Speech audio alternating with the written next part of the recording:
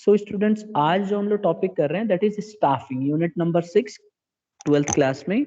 तो देखो, सबसे पहले स्टाफिंग क्या होता है। स्टाफिंग का मतलब होता है सही व्यक्ति को सही समय पे और सही जगह पे चुनना, यानी कि राइट पर्सन को राइट जॉब देना और राइट टाइम पे चुनना। बेसिकली स्टाफिंग क्या है, मैनेजमेंट के अंदर स्टाफिंग बहुत इंपॉर्टेंट रोल प्ले करती है। और स्टाफिंग का मतलब होता है hiring and developing the required personnel to fulfil various positions in the organisation. इसका मतलब होता है कि किसी इंडिविजुअल को चुनो, उसको प्रॉपर तरीके से डेवलप करो और उसको सही व्यक्ति को देखो। दूसरा हमने लिखा है कि placing the right person and developing their skills. सही व्यक्ति को चुनना जरूरी है और साथ में उसके स्किल्स को डेवलप करना जरूरी है। ये काम स्टाफिंग का ही है। अच्छा, स्टाफिंग को ये भी तय करना पड़ता है कि बिजनेस की साइज कितनी होनी चाहिए, मतलब कितने लोगों को चुनना है। 10 लोगों की जरूरत है तो 10 ही लोग हों, उससे ज्यादा ना हो। और 10 लोगों की जरूरत हो तो ऐसा ना हो कि 4-5 लोग से ही काम चल रहा है, वो भी गलत। तो स्टाफिंग के अंदर आप देखेंगे हर चीज आती है। रिक्रूटमेंट आता है, सिलेक्शन आता है, प्लेसमेंट आता है, ट्रेनिंग आती है, डेवलपमेंट आता है। तो इसीलिए कह सकते हैं कि staffing includes everything like recruitment, selection, placement, training and all. तो इसका डेफिनेशन सबको मिला के लिख सकते हो। अगर मुझे कोई बोले कि डेफिनेशन क्या है, तो मैं इसको ऐसे बोल सकता हूँ कि staffing refers to hiring and developing of required person and selecting the right person for the right job and deciding how what will be the size of the organization and it includes, और ये चारों पांचों के नाम लिख दूंगा। तो ये हो गया इसका मीनिंग। आप अपनी लैंग्वेज में बना के कैसे भी लिख सकते हो। ये जो आपको स्क्रीन पे दिख रहा है डेफिनेशन, ये अलग अलग लोगों ने अपने अपने हिसाब से डेफिनेशन दिया है। तो जब ये अपनी मर्जी से अपनी लैंग्वेज में डेफिनेशन दे सकते हैं तो हम भी लिख सकते हैं। तो हमसे एग्जाम में मीनिंग पूछा जाता है, कभी डेफिनेशन नहीं पूछा जाएगा। ठीक है, तो आप अपने लैंग्वेज में एक्सप्लेन कर सकते हो। और देखो, एडविन फ्लिपो ने क्या कहा है कि recruitment is a process of searching prospective employ and stimulating them to apply for the job. Recruitment एक ऐसा प्रोसेस है जिसमें हम लोग सर्च करते हैं सही एम्प्लॉय को और उसको अट्रैक्ट करते हैं कि आइए हमारे ऑर्गेनाइजेशन से आके जुड़िए। अब बात होती है स्टाफिंग की इम्पोर्टेंस क्या है। स्टाफिंग की क्या इम्पोर्टेंस है, क्यों क्यों बहुत ज्यादा इम्पोर्टेंट है। तो पहला पॉइंट, कम्पीटेंट पर्सनल। देखिए क्या होता है कि स्टाफिंग जो है कम्पीटेंट पर्सनल को चुनने में मदद करता है। अगर स्टाफिंग ना होता ना तो कम्पीटेंट पर्सनल नहीं चुन पाते हैं, क्योंकि स्टाफिंग में बहुत सारे लोगों को बुलाया जाता है और बहुत सारे लोगों को आप बुलाओगे जॉब के लिए तो ऑब्वियस सी बात है कि आप बेस्ट को चुनोगे। देखो जैसे इंडिया में है, इंडिया में 10 वैकेंसी खाली होती है तो लाखों लोग चले जाते हैं, हजारों लोग चले जाते हैं। तो आपको नहीं लगता है कि वहां पे जो जिसमें दमखम होगा उसी को चुना जाएगा? हाँ कि ना? हर्षिता, ठीक है ना? हर्षिता, आपको लगता है कि जब ज्यादा लोग जाएंगे तो बेस्ट वाले को ही चुनेंगे हम? जिस व्यक्ति को चुनेंगे बहुत ज्यादा नॉलेजेबल होगा, कॉम्पिटेंट होगा। हर्षिता, मेरी आवाज आ रही है हर्षिता?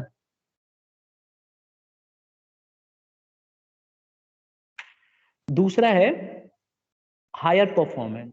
परफॉर्मेंस भी बहुत ज्यादा इससे बढ़ जाती है। जैसे अगर आप किसी सही व्यक्ति को काम पे चुनोगे तो वो अच्छा परफॉर्म करेगा, अच्छी परफॉर्मेंस देगा। तो इसका ये इंपॉर्टेंस है कि स्टाफिंग के होने की वजह से एम्प्लॉइज की परफॉर्मेंस बढ़ जाती है। वजह ये है कि हम सही व्यक्ति को चुन के डालते हैं जगह पे, तो इसीलिए उसकी परफॉर्मेंस ऑब्वियस सी बात है बढ़ना।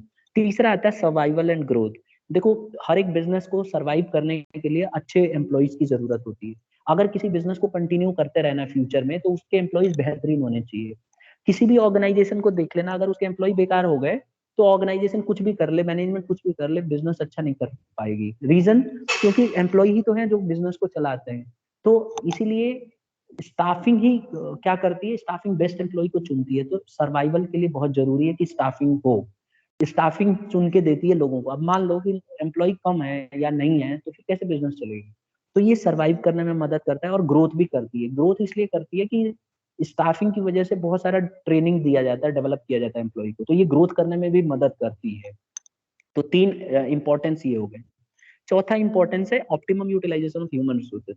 देखो स्टाफिंग क्या करती है कि ये मदद करती है इंश्योर करने में कि सही व्यक्ति चुने जाए और कितने की जरूरत है उतने ही चुने जाए। तो इससे हम रिसोर्सेज का सही इस्तेमाल कर सकते हैं। जैसे मान लो किसी ऑर्गेनाइजेशन में 80 एम्प्लॉय की जरूरत है तो स्टाफिंग वर्क लोड एनालिसिस और वर्क फोर्स एनालिसिस की मदद से तय कर पाती है कि कितनों को चुनना है और कितने हैं हमारे पास। ठीक है, तो वर्क फोर्स में उसको को ये पता चल जाता है कि इतने हैं हमारे पास एम्प्लॉय, और वर्कलोड में कितने चुनने हैं, कितने रिक्वायर्ड हैं, ये पता चल जाता है। तो इसकी वजह से वो इस्तेमाल कर सकती है अपने रिसोर्सेज का सही ढंग से। अगर स्टाफिंग ना होती ना, तो पता ही नहीं चलता कि कितने एम्प्लॉय को चुनना है, पता चला ज्यादा एम्प्लॉय को चुन के बैठे हो, आधे कुर्सी तोड़ रहे हैं, आधे काम कर रहे हैं, तो ये दिक्कत हो जाती है। फिर एक और आता है job satisfaction. One of the importance of staffing is job satisfaction. जो एम्प्लॉय को चुना जाता है ना स्टाफिंग के अंदर, वो अपने जॉब से सेटिस्फाई रहते हैं। उसकी एक सीधी सी वजह ये है कि एम्प्लॉय को पता है कि वो लाखों में से एक को चुना गया है। तो जिस जॉब के लिए उसने अप्लाई किया होता है, और जब once the selection is done, तो अंदर से वो बहुत सेटिस्फाई फील करता है कि I have competed with lot of people and I am having some capability, that's why I have been selected. तो he is totally satisfied with himself. तो जॉब के प्रति बहुत सेटिस्फेक्शन मिलता है। जैसे आप देखोगे आईएएस ऑफिसर्स बड़े मुश्किल से बनते हैं, और कितना कंपटीशन देना पड़ता है। तो एक बार जब वो चुन लिए जाते हैं ना, तो वो सेटिस्फाई हो जाते हैं अपने जॉब से। इमेजिन करो किसी आदमी को आपने ऐसे ही चुन के रख दिया कि चल भाई तू इस पोस्ट पे है, अब तुझे ये काम करना है, तो वो अंदर से सेटिस्फाई नहीं रहेगा, उसको इंपॉर्टेंस ही नहीं पता रहेगी काम की। अच्छा, दूसरा चीज, वो अंदर से ना मतलब उसको ये नहीं रहेगा, काम की वैल्यू नहीं समझेगा क्योंकि उसको आपने फ्री में फंड में दे दिया। तो इस तरह की चीजों में दिक्कत आती है। ठीक है, आप कभी भी किसी को भी रिलेट करके देख लो, जो आदमी बहुत मेहनत करके खुद बनता है ना, वो ज्यादा अपने काम से लगाव रखता है। एग्जाम्पल के लिए आप पॉलिटिकल फील्ड में भी देख सकते हो कि राहुल गांधी को देख लीजिए, उनकी मदर और उनके पॉलिटिकल बैकग्राउंड की वजह से उनको पोस्ट मिल गई। ठीक है, तो कई बार देखते होगे जब जरूरत है तो फॉरेन कंट्री में चले जाते हैं अपना ट्रिप। लेकिन जो व्यक्ति अपने मेहनत से, अपने बलबूते पे मेहनत करके किया हुआ है, वो ज्यादा सेटिस्फेक्शन फील करता है और अपने काम के प्रति ज्यादा इंटरेस्ट लेता है। तो यहाँ पे क्या आता है, आप किसी के साथ भी फील्ड में लगा सकते हैं कि जो व्यक्ति मेहनत से काम करेगा, वो जॉब के प्रति बहुत ज्यादा सेटिस्फाई होगा और मेहनत करेगा। तो ये तो था फिफ्थ पॉइंट। अब समझ गए ये पांचों point, importance of staffing. Yes sir. कुछ पूछना है एनीबडी? कुछ पूछना है बेटा किसी को इनमें से, पांचों पॉइंट में से? नहीं? तो एग्जाम में अगर आता है कि इंपॉर्टेंस ऑफ, हाँ बोलो सर, थर्ड और फोर्थ रिपीट कर दो एक बार। ऐसा है, देखो थर्ड पॉइंट में बोला है survival and growth. Staffing important है क्योंकि बिजनेस को सर्वाइव करने में मदद करता है। कैसे सर्वाइव करेगा बिजनेस को? देखो, हर एक बिजनेस के अंदर एम्प्लॉइज जो हैं, जो पुराने होते जाते हैं, वो रिटायरमेंट ले लेते हैं, और कुछ एम्प्लॉय ऐसे होते हैं जो जॉब से सेटिस्फाई नहीं होते, या कहीं और जगह नौकरी मिल जाती है तो जॉब छोड़ के चले जाते हैं। तो ऐसे में क्या होता है, ऑर्गेनाइजेशन को एम्प्लॉइज की जरूरत पड़ती है। तो एम्प्लॉइज की जरूरत पड़ेगी, तो बिजनेस के अंदर कोई ऐसा ऑर्गेनाइजेशन चाहिए जो उनको चुन सके, और वो है स्टाफिंग। क्योंकि स्टाफिंग क्या करता है, एम्प्लॉइज को चुनने में मदद करता है। तो ये, क्योंकि एम्प्लॉइज को चुन के देगा और पता लगाता रहेगा कि कैसे उनको डेवलप करना है, उनको ट्रेनिंग देगा प्रॉपर, है ना, उनको नॉलेज देगा, तो उससे ग्रोथ भी होगा ऑर्गेनाइजेशन का। तो इस तरह से स्टाफिंग की वजह से सर्वाइवल और ग्रोथ पॉसिबल है। आगे क्लियर है? Yes sir. और कौन सा पॉइंट आपको कंफ्यूजन है? Sir fourth. देखो, ऑप्टिमम यूटिलाइजेशन ऑफ रिसोर्सेज। देखो क्या होता है ना कि आगे चल के हम पढ़ेंगे फीचर्स में कि स्टाफिंग ना एनालाइज करता है। एक होता है वर्कलोड एनालिसिस और एक होता है वर्कफोर्स एनालिसिस। वर्कलोड एनालिसिस में ये देखा जाता है कि कितने एम्प्लॉइज की जरूरत है, और वर्क फोर्स एनालिसिस में ये देखा जाता है कि हमारे पास कितने हैं। तो दोनों को देखने के बाद स्टाफिंग एम्प्लॉइज को चुनती है। तो अगर एम्प्लॉइज को ढंग से आप चुनोगे, जैसे मान लो किसी ऑर्गेनाइजेशन में 15 एम्प्लॉय की जरूरत है, तो अगर आप 15 एम्प्लॉय ही चुनोगे, तो आप उनका सबका अच्छे से इस्तेमाल कर सकते हो। अच्छा, इमेजिन करो 15 एम्प्लॉय की जरूरत है और आपने चुन रखे हैं 20 एम्प्लॉय, तो आपको नहीं लगता कि एम्प्लॉइज थोड़े ढीले हो जाएंगे काम के प्रति? आराम से करेंगे, जो काम उसको 2 दिन में करना है वो 2.5 दिन में करेगा या 3 दिन में करेगा। बोलो हाँ या ना? Yes sir. तो क्या आप एम्प्लॉय को सही से इस्तेमाल कर पा रहे हो? ऑप्टिमम यूटिलाइजेशन हो पा रहा है उनका? No sir. तो यही चीज है इसमें कि स्टाफिंग जो है ऑप्टिमम यूटिलाइजेशन करता है।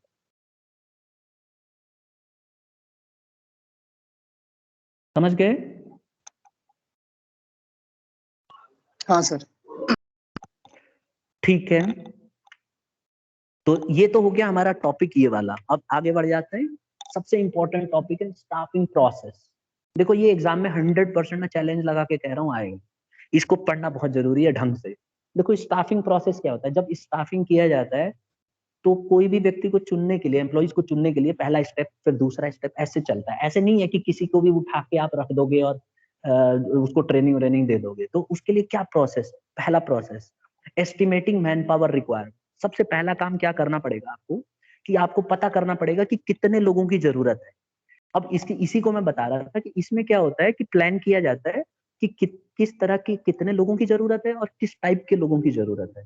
तो आपको बहुत जरूरी है कि ये पता हो कि ऑर्गेनाइजेशन में कितने लोग चाहिए। इसके लिए दो तरह के एनालिसिस होते हैं। आप देखो रेड कलर में हाईलाइट किया हुआ मैंने, एक होता है वर्कलोड एनालिसिस और एक होता है वर्क फोर्स एनालिसिस। तो वर्कलोड एनालिसिस में क्या होता है स्टूडेंट, कि इसमें पता करा जाता है कि कितने लोगों की जरूरत है और किस तरह के लोगों की जरूरत है। जरूरत मतलब नेसेसरी कितने हैं। इसीलिए इसके वर्क अंदर लोड है। लोड मतलब कितने लोगों की जरूरत होगी, कितने लोग लोड उठा पाएंगे। तो ये है रिक्वायरमेंट। और वर्क फोर्स एनालिसिस में देखा जाता है कि हमारे ऑर्गेनाइजेशन में एक्चुअल में कहीं ऐसा तो नहीं कितने लोग पड़े हुए हैं पहले से। अब जैसे मान लो किसी ऑर्गेनाइजेशन में 80 लोगों की जरूरत है और पहले से ही 70 लोग हैं, तो कितने लोगों को बुलाओगे भर्ती के लिए, कितने लोगों को, नए लोगों को चुनोगे आप?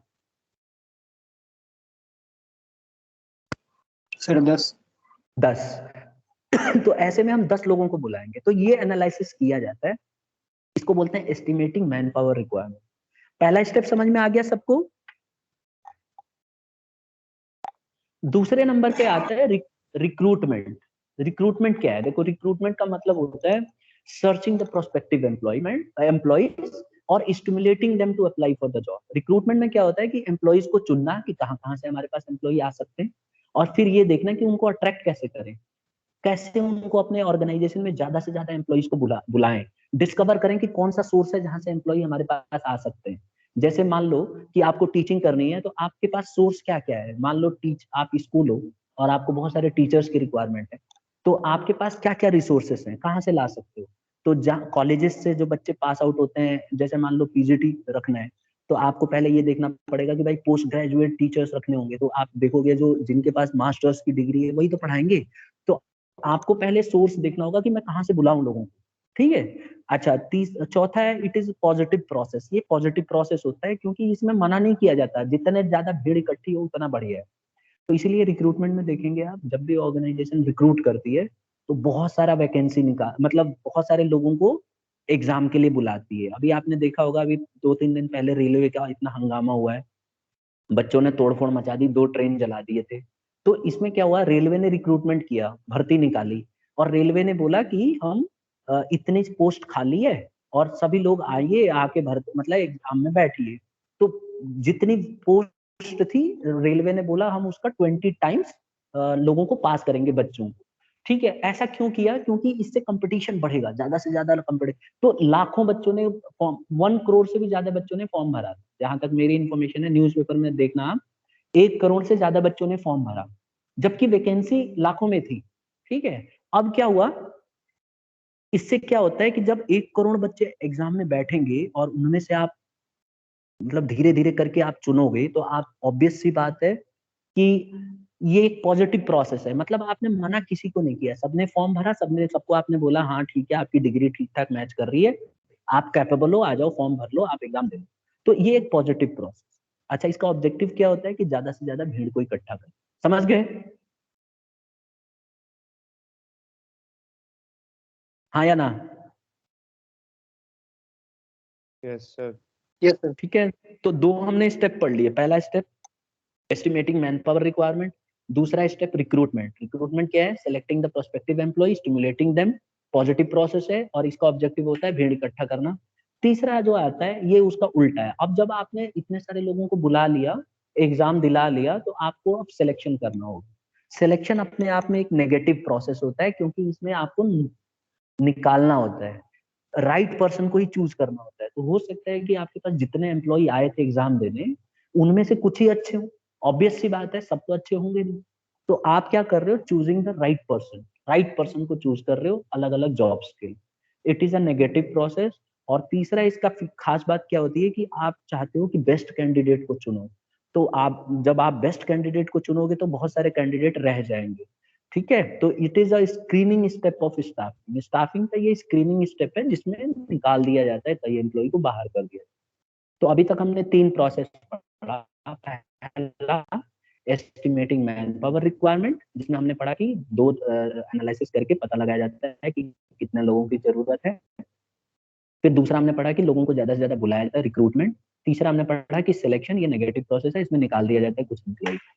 जब हम इतना कर लेते हैं तो चौथा इसका प्रोसेस है प्लेसमेंट एंड ओरिएंटेशन। देखो सबसे पहले प्लेसमेंट समझना होगा। प्लेसमेंट क्या होता है? प्लेसमेंट एक ऐसा तरीका है जिसमें आप डिप्लॉयमेंट करते हो, सही व्यक्ति को सही जॉब पे रखते हो। क्योंकि आपने इतने सारे लोगों को चुना, तो सही व्यक्ति को सही जगह पे रखना बहुत जरूरी है। इसको बोलते हैं प्लेसमेंट करना। Okay, you are putting the right person on the right job. और ओरिएंटेशन क्या है? ओरिएंटेशन एक ऐसा तरीका है जिसमें आप सिलेक्टेड कैंडिडेट को फैमिलियराइज कराते हो ऑर्गेनाइजेशन के रूल्स से, ऑर्गेनाइजेशन की पॉलिसी से, और प्रोसीजर्स बताते हो कि ऑर्गेनाइजेशन की प्रोसीजर्स क्या क्या होंगे।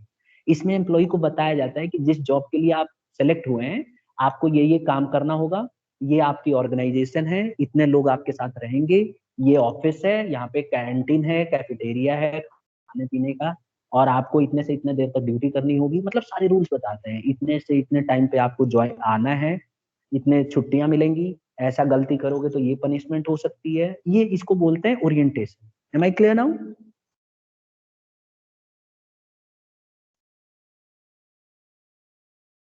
No response. मेरी आवाज आ रही है? Yes, sir. ठीक है, तो यहाँ तक किसी को पूछना है Yes, तो आप sir. भी पूछो। किसी बच्चे को यहाँ तक नहीं पूछना है कुछ? ओके, मैं मान के चल रहा हूँ यहाँ तक आ गया। तो हम लोगों ने 4 स्टेप पढ़ लिए। पहला क्या था? Estimating man power requirement. दूसरा क्या था? रिक्रूटमेंट। तीसरा क्या था? सिलेक्शन। चौथा क्या था? Placement and orientation. अब 5वें पे आ जाओ। जब प्लेसमेंट एंड ओरिएंटेशन हो जाता है तो ट्रेनिंग एंड डेवलपमेंट किया जाए। देखो, ट्रेनिंग और डेवलपमेंट कई बच्चों को लगता है एक ही चीज है, जबकि है अलग अलग। ट्रेनिंग में क्या होता है कि आज जो एम्प्लॉयज होते हैं उनको सिर्फ वही चीजें सिखाई जाती है जिस काम से उनको रखा गया था। यानी कि जब वो जॉब पे जाएंगे तो उनको क्या क्या, कैसे मशीन को चलाएंगे, तो उनको सिर्फ वही चीजें पे ट्रेनिंग की जाती है जिस काम को उन्हें करना है। तो उसको बोलते हैं training. Training is giving expertise. Okay, it refers to a process by which aptitude, skills and abilities of employ to perform specific jobs are improved. जो काम वो करने वाले, उनके उस काम को इम्प्रूव किया जाता है। ये एक ऐसा आर्ट है जिसमें नॉलेज दिया जाता है, टेक्निकल स्किल्स दी जाती है एम्प्लॉइज को, उनकी एफिशिएंसी को बढ़ाया जाता है। इसीलिए अब जैसे मान लो आपने पुलिस में एम्प्लॉय को, किसी को पुलिस में भर्ती किया, तो ऑब्वियसली बहुत हार्ड वर्किंग जॉब है, भागना पड़ेगा, दौड़ना पड़ेगा, तो उसमें ट्रेनिंग बहुत टफ होती है। मान लो मिलिट्री में आपने ट्रेनिंग, कमांडो की ट्रेनिंग दे रहे हैं, कमांडो के लिए रख रहे हैं, तो आपको पता है कि बहुत टफ होना पड़ेगा उसको, तो आप उसकी ट्रेनिंग ऐसे देते हो, जंप कराओगे, हेलीकॉप्टर से कैसे कूदना है, पानी में कैसे सरवाइव करना है, और बैड सिचुएशंस होती हैं तो कैसे सरवाइव करना है, ये सब चीजें उसको सिखाई जाती हैं। तो ट्रेनिंग बेसिकली सिर्फ वही चीजें सिखाई जाती हैं जिससे आपको आगे फ्यूचर में जरूरत पड़ेगी। बात आती है डेवलपमेंट की, तो डेवलपमेंट थोड़ा वाइडर कंसेप्ट है कंपेयर टू ट्रेनिंग। इसमें क्या होता है कि एम्प्लॉय को थोड़ा अलग चीजें भी सिखाई जाती हैं जो शायद उसको जरूरत ही ना पड़े आगे।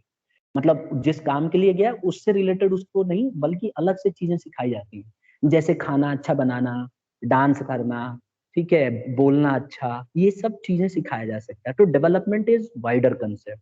अब जैसे मान लो किसी कमांडो को आपने क्या किया, ट्रेनिंग दी कि भाई आपको ऐसे ऐसे सरवाइव करना है, ऐसे जंप करना है, और ऐसे स्किल्स उसको डेवलप कर दिए, लेकिन उसको खाना थोड़ी ना बनाना है, लेकिन फिर भी आपने उसको सिखाया। पार्टी कैसे अटेंड की जा रही है, फिर भी आपने उसको सिखाया।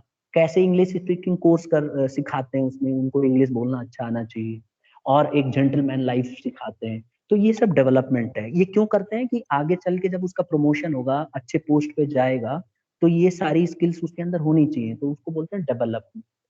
M I clear to everybody? Yes sir. ठीक है, ठीक है। अब अगला आता है परफॉर्मेंस अप्रेजल। जब डेवलपमेंट हो जाता है, इसके बाद क्या होता है, ऑर्गेनाइजेशन ना इवेल्युएट करती है एम्प्लॉय की परफॉर्मेंस, देखती रहती है कि क्या एम्प्लॉय अच्छे से परफॉर्म कर रहा है, क्या जो हमने स्टैंडर्ड सेट किया था क्या उसके अकॉर्डिंग काम कर रहा है। अगर ऑर्गेनाइजेशन को लगता है कि हाँ अच्छा कर रहा है, तो फिर उसको आगे प्रमोशन दिया जा सकता है। ठीक है, तो उसमें चेक किया जाता है। अच्छा, अगर मान लो ऑर्गेनाइजेशन में अच्छा नहीं कर रहा है एम्प्लॉय, तो इवेल्युएशन के दौरान, परफॉर्मेंस अप्रेजल के दौरान पाया जाता है कि एम्प्लॉय उतना अच्छा नहीं कर रहा है जितना हम उससे उम्मीद कर रहे थे, तो ऐसे में उसको और ट्रेनिंग की जरूरत है, इस बात का पता चल जाएगा। तो आप उसको और नया चीज सिखा सकते हैं, क्या क्या कमियां रह गई हैं वो आपको पता चल जाएगा। तो इसको बोलते हैं परफॉर्मेंस अप्रेजल। इसमें क्या होता है, इवेल्युएट किया जाता है एम्प्लॉय की परफॉर्मेंस को पिछले स्टैंडर्ड्स के हिसाब से जो आपने सेट किए थे। अगर आपको लगता है कि वो नहीं कर पा रहा है तो उसको कैसे सुधारा जाए, इस पे काम किया जाता है। फिर आता है एक और, प्रमोशन एंड करियर प्लान। इसमें क्या होता है स्टूडेंट्स, कि एम्प्लॉय को लोअर पोजीशन से हायर पोजीशन पे भेज दिया जाता है, उसका स्टेटस बढ़ा दिया जाता है, उसको नया जॉब दे दिया जाता है। जैसे मान लो सपोज करो आईपीएस है, तो उसको फिर आगे अगले पोस्ट पे भेजेंगे जो उससे बड़ा पोस्ट है, कमिश्नर तक बनेगा वो जाके धीरे धीरे। तो इसी तरह से हर एक ऑर्गेनाइजेशन में होता है, और उसको बेटर फैसिलिटी देते हैं, बेटर पेमेंट देते हैं, उसको सैलरी वगैरह अच्छा देना लगता है। अगर एम्प्लॉय अच्छा कर रहा है तो ये सब देना जरूरी है, जिससे कि वो मोटिवेटेड रहे। तो ये भी स्टाफिंग का ही काम है, जिसके अंदर आप देखोगे प्रमोशन दिया जाता है और करियर प्लानिंग की जाती है कि उसका करियर और कैसे डेवलप। और एक और पॉइंट है, one of the process of staffing is compensation also. इसमें क्या होता है कि रिवार्ड्स दिया जाता है, पेमेंट के फॉर्म में भी हो सकता है, या फिर मतलब कई तरह के कंपनसेशन होते हैं, कुछ डायरेक्ट कंपनसेशन होते हैं, कुछ इनडायरेक्ट कंपनसेशन होते हैं। डायरेक्ट कंपनसेशन में क्या होता है, पैसा दिया जाता है, जैसे उसकी मजदूरी बढ़ा दो, सैलरी दे दो, इंसेंटिव्स दे दो, पैसे से संबंधित। और इनडायरेक्ट पेमेंट क्या होता है, जिसके अंदर आप उसका इंश्योरेंस की पॉलिसी कर दो, मेडिकल फैसिलिटी प्रोवाइड कर दो। तो इस तरह से किया जा सकता है। तो कंपनसेशन देना is also one of the process of staffing. तो हमने कितने स्टाफिंग के प्रोसेस पढ़ लिए स्टूडेंट्स, हमने 8 स्टेप्स पढ़े। देखना चाहता हूँ कौन बच्चा पूरा रिकॉल कर सकता है। खाली नाम नाम बता दो, कौन कौन से प्रोसेस, कौन बताएगा, कौन ट्राई करेगा, बोलो। समीर बताना है, यस सर। ट्राई करो बेटा, गुड। पहला स्टेप, मैं एस्टिमेटिंग मैन पावर, ठीक है, मैन पावर रिक्वायरमेंट। दूसरा, रिक्रूटमेंट, वेरी गुड। तीसरा, सिलेक्शन, सही है। चौथा, ओरिएंटेशन, प्लेसमेंट एंड ओरिएंटेशन, पांचवा, ट्रेनिंग एंड डेवलपमेंट, छठा, परफॉर्मेंस अप्रेजल, सातवां, प्रमोशन और करियर प्लानिंग, और आठवां, कंपनसेशन। Very good. तो बस इतना आसान है। अब आपसे ऐसे पूछ सकता है एग्जाम में, या तो डायरेक्ट एक क्वेश्चन पूछ देंगे, या एक पैराग्राफ दे देंगे, और जैसे एग्जाम पैराग्राफ में दे देंगे कि जब एम्प्लॉय का भर्ती हुआ तो उसको ले जाया गया, और ले जाके अपने एम्प्लॉयज, जो पुराने एम्प्लॉयज जो काम कर रहे थे उनसे मिलवाया गया, और उनसे बोला गया कि आप इनको थोड़ा सा कैंपस दिखा दो, कैसे कैसे काम होता है, और मशीन मशीन दिखा दो, और जहाँ पे ऑफिस होगा इनका वो दिखा दो। तो बताओ मुझे कौन सा प्रोसेस है। Placement and orientation. तो यही एग्जाम में ऐसे ही पूछेंगे कि बताइए, आइडेंटिफाई कीजिए कि which process is applied here. और उसके बाद फिर बोल देगा कि 1 नंबर का दे देगा कि एक्सप्लेन करो इसको, या 2 नंबर का दे देगा एक्सप्लेन करो, तो 3 नंबर का क्वेश्चन बन गया। तो इस तरह से क्वेश्चन आते हैं, ठीक है। फिर ऐसा भी दे सकता है कि इसके बाद कौन से 3 स्टेप आते हैं बताइए, और उनको एक्सप्लेन कीजिए। तो आपको पता होना चाहिए। अब जिस बच्चे को नहीं पता होगा, अगर गलत आइडेंटिफाई कर लिया तो वो कुछ अलग ही बता रहा होगा। मान लो किसी ने प्लेसमेंट एंड ओरिएंटेशन की जगह आइडेंटिफाई कर लिया गलती से ट्रेनिंग एंड डेवलपमेंट, तो फिर वो तो पूरा गलत बताएगा। वो ये वाले स्टेप बताएगा, फिर अगला बताएगा, फिर अगला बताएगा, जबकि पिछला वो छोड़ चुका होगा। ठीक है, तो ये चीज उसको ध्यान रखना है कि क्या पूछा जा रहा है। अब वही बच्चा बता सकता है जिसने पढ़ रखा हो। ठीक है, यहाँ तक तो किसी को कोई डाउट नहीं है ना स्टूडेंट्स। No sir. ठीक है, तो आगे बढ़ते हैं, थोड़ा जल्दी जल्दी एक अगला टॉपिक भी कर सकते हैं हम कवर। तो देखो अगला टॉपिक क्या है हमारा इसी में, रिक्रूटमेंट। अब पीछे भी सिखा चुका हूं मैं थोड़ा सा। रिक्रूटमेंट आपको याद होगा, दूसरा स्टेप था, दूसरा था ना स्टेप। देखो रिक्रूटमेंट के 3 एलिमेंट है। There are 3 elements of staffing, sorry recruitment का बोल रहा हूँ। There are 3 elements of staffing. एक है रिक्रूटमेंट, एक है सिलेक्शन, एक है ट्रेनिंग। अभी हम बात करेंगे सबसे पहले रिक्रूटमेंट की। देखो रिक्रूटमेंट होता क्या है। रिक्रूटमेंट एक ऐसा प्रोसेस है जिसमें प्रोस्पेक्टिव एम्प्लॉय को सर्च करते हैं और स्टिमुलेट करते हैं कि आइए जॉब के लिए ज्यादा से ज्यादा लोग आइए। ये हम पीछे पढ़ चुके हैं। तो रिक्रूटमेंट 2 तरीके से किया जा सकता है, इंटरनल और एक्सटर्नल। इंटरनल रिक्रूटमेंट होता है विद इन द ऑर्गेनाइजेशन, ऐसा भी तो हो सकता है कि अंदर के ही एम्प्लॉय को चुन लिया जाए, मतलब बुलाया जाए। जैसे मान लो अंदर आपके बिजनेस में बहुत सारे एम्प्लॉय हैं, उनको बोला जाए ज्यादा से ज्यादा इस पोस्ट के लिए वैकेंसी है, आप लोग आके अप्लाई कीजिए, आप ही में से हम एक को चुनेंगे। तो उसको बोलते हैं इंटरनल सोर्स। और एक होता है एक्सटर्नल सोर्स। पहले हम बात करेंगे इंटरनल सोर्स ऑफ रिक्रूटमेंट। पहले मैं क्लियर कर दूं, इंटरनल सोर्स ऑफ रिक्रूटमेंट एक ऐसा तरीका है जिसके अंदर पहले से ही जो एम्प्लॉय काम कर रहे हैं, जॉब कर रहे हैं, उन्हीं को चुना जाता है जॉब के लिए। तो कौन कौन से तरीके होते हैं जिससे इंटरनल रिक्रूटमेंट किया जा सकता है? पहला है ट्रांसफर। एक तरीका ये है कि जैसे मान लो किसी ऑर्गेनाइजेशन का डिपार्टमेंट है और वहां जगह खाली है, तो आपको क्या करना है, यहाँ एम्प्लॉय अगर एक एक्सेस हो रहा है तो इसको सीधा क्या करो, उठा के ट्रांसफर कर दो और वहां पे भेज। आपने देखा होगा आईएएस ऑफिसर्स का, पीसीएस ऑफिसर्स का, इनका होता है ट्रांसफर। और बड़े बड़े जो गवर्नमेंट ऑफिशियल्स होते हैं, सब में देखा होगा आपने, ट्रांसफर होता रहता है। तो इससे क्या होता है, शिफ्ट किया जाता है एक एम्प्लॉय को दूसरे जगह। और ध्यान रखो उसका स्टेटस ऑलमोस्ट वही रहता है, मतलब जो काम यहाँ कर रहा है, जो औहदा यहाँ है, वही औहदा उसको वहां दिया जाता है। ऐसा नहीं है कि वहां जाके दूसरा काम करने लगेगा, काम वही रहेगा उसका। ठीक है, तो इसके फीचर्स क्या है? इसके देखो कुछ फीचर्स हैं। पहला है स्लाइट चेंज इन ड्यूटी, थोड़ा बहुत ड्यूटी में बदलाव होगा, नहीं तो काम वही है, होता है ऑलमोस्ट। दूसरा इसका फायदा ये है, फीचर खूबी ये है कि इससे जॉब पोजीशन फिल हो जाती है, दूसरे डिपार्टमेंट्स में जगह जो खाली थी वो भर जाती है। तीसरा हॉरिजॉन्टल मूवमेंट है। हॉरिजॉन्टल मूवमेंट इसलिए है क्योंकि काम आपको वही करना है, ठीक है। वर्टिकल मूवमेंट नहीं, आपकी पोस्ट नहीं बढ़ाई जाएगी, आपका जॉब वही है, सैलरी लगभग वही मिलेगी। हाँ, अगर दूसरी जगह जाते हो तो वो हो सकता है ऐसी एरिया है जहाँ ज्यादा डेवलपमेंट नहीं है, तो थोड़ा आपका डीए थोड़ा ज्यादा मिल जाता है, अदरवाइज सैलरी वही रहती है। और फिर आता है transfer can be applied for training of employ. ये भी हो सकता है कि आपको जॉब रोटेशन के तहत ट्रांसफर किया गया हो, क्योंकि दूसरी जगह आप जाओगे तो वहां का माहौल अलग होगा, तो आप नई चीज सीखने को मिलती है। तो इसलिए भी ट्रेनिंग ट्रेनिंग का पर्पज से भी कई बार ट्रांसफर किया जाता है, जिससे कि सामने वाले को नई नई चीजें पता चले, और ये बहुत जरूरी भी है। और ये ध्यान रखना, it does not increase the number of employ in the organisation. सबसे इंपॉर्टेंट है कि ट्रांसफर से एम्प्लॉय बढ़ते नहीं है। देखो, एक एम्प्लॉय को आपने यहाँ से दूसरे जगह भेजा, कंपनी तो एक ही है, तो एम्प्लॉय थोड़ी ना बढ़े, एम्प्लॉय तो उतने ही है, खाली जगह फिल हो जाती है। बात क्लियर है सबको? Yes sir. फिर आता है बेटा एक और, प्रमोशन। ये एक थोड़ा उससे अलग है। इसमें क्या होता है, आप एक एम्प्लॉय को लोअर पोस्ट से अपर पोस्ट पे भेज देते हो। डायग्राम में देखो, इतने सारे एम्प्लॉय हैं, कुछ कुछ को आप प्रमोशन कर करके भेजे जा रहे हो, और एक को सीनियर पोस्ट पे भेज देते हो। अब आपको भी पता है कि हर समय कोई ना कोई रिटायर हो रहा होता है, तो उसकी जगह वो दूसरा वाला ले लेता है। इससे स्टेटस बढ़ता है, ज्यादा जिम्मेवारी आती है और सुविधाएं ज्यादा मिलती है। आपने पेरेंट्स के साथ भी देखा होगा, आप में से कईयों के पेरेंट्स गवर्नमेंट जॉब पे हैं या प्राइवेट कंपनी में भी हैं, तो आपने देखा होगा कि उनकी जो प्रमोशन होती जाती है और उनका जो है फैसिलिटीज ज्यादा मिलती जाती है। आपने नोट किया होगा ये चीज। तो ये फायदा है। अच्छा, इसके फीचर्स क्या है? एक तो इसमें जो एम्प्लॉयज हैं, नंबर ऑफ एम्प्लॉयज बढ़ते नहीं है, प्रमोशन से उतने ही रहते हैं। मैं फिर बता रहा हूँ, क्योंकि जो पोस्ट खाली होती है उसी की जगह दूसरे को भरना होता है। तो आप एक चला जाता है रिटायर होके, तो आप दूसरे को उसकी जगह लगा देते हैं। तो अभी भी नंबर ऑफ एम्प्लॉयज नहीं बढ़ेंगे, जो वेब पोस्ट है वही रहेंगे। दूसरा है वर्टिकल शिफ्टिंग होती है। वर्टिकल क्यों?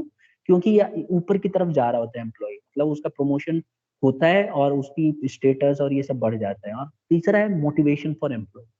एम्प्लॉय बहुत ही ज्यादा मोटिवेट होता है इसकी वजह से। ठीक है, यहाँ तक क्लियर है सबको?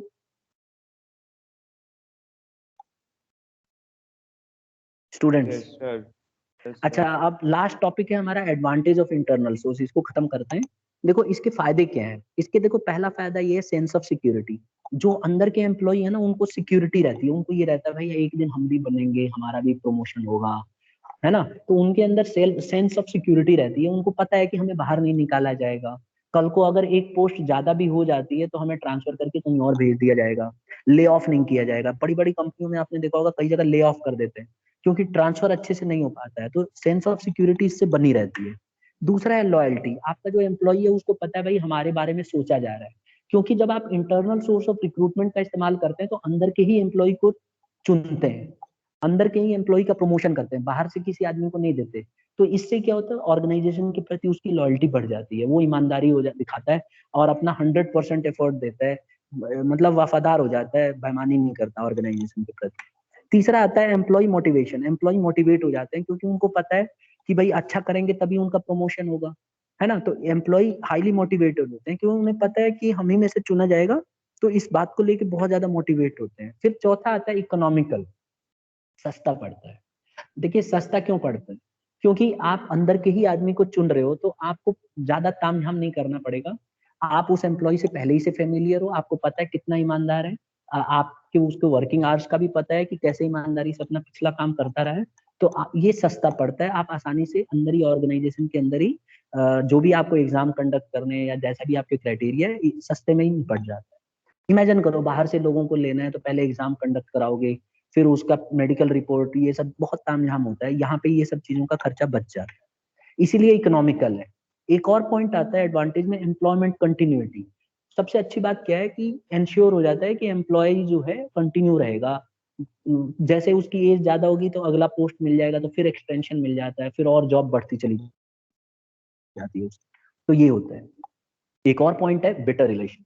इससे क्या होता है, एम्प्लॉय और एम्प्लॉयर के बीच में अच्छा रिलेशन आ जाता है, मालिक के साथ अच्छी बनने लगती है एम्प्लॉइज की, और क्योंकि उनको पता है कि भाई हम ही में से चुना जाएगा, तो बहुत अच्छा रिलेशन आ जाता है। एक और फायदा है, सरप्लस एंड शॉर्टेज रेक्टिफाई हो जाता है, गलतियां सुधार सकते हैं। जैसे मान लो ऑर्गेनाइजेशन को लगता है कि ज्यादा एम्प्लॉइज हो गए, अब आप कहेंगे सर ये तो पहले ही गलती हो गई होगी, उन्होंने गलत चुन लिया होगा। नहीं, एक्चुअली क्या होता है, कई बार आपका प्रोजेक्ट कम हो जाता है, पहले आपको ज्यादा एम्प्लॉय की जरूरत थी, आपका प्रोजेक्ट कम हो गया तो कम एम्प्लॉय की जरूरत है। तो ऐसे सिचुएशन में आप इसको, गलती को सही कर सकते हो, रेक्टिफाई कर सकते हो। आप किसी को, जैसे मान लो कोई रिटायर हो गया, तो आप उसकी जगह दूसरे को प्रमोट कर दो, नए को भर्ती मत करो अगर ज्यादा एक्सेस एम्प्लॉय है। तो इससे सरप्लस को मैनेज कर सकते हो। मान लो किसी डिपार्टमेंट में ज्यादा एम्प्लॉय हो गए, तो उस डिपार्टमेंट में से एक एम्प्लॉय को दूसरे डिपार्टमेंट में भेज दो, तो उससे किसी को जॉब से निकालना नहीं पड़ेगा, ये फायदा। और एक और पॉइंट है एडवांटेज में, टूल फॉर ट्रेनिंग। ये बहुत अच्छा टूल है जिससे हम ट्रेनिंग कर सकते हैं। कैसे, जॉब रोटेशन, एक जगह से दूसरी जगह उसको भेज दो और वहां जाके नया चीज सीखेगा, तो इससे ये एक अच्छा टूल है जिससे हम ट्रेन कर सकते हैं एम्प्लॉय। तो ये थे स्टूडेंट्स पॉइंट हमारे, जो हमें एडवांटेजेस बताते हैं कि these are the advantages of internal source of recruitment. ठीक है, तो आज हम इतना ही करेंगे स्टूडेंट्स। ठीक है, अगली क्लास में हम अगला टॉपिक इसमें से डिस्कस करेंगे।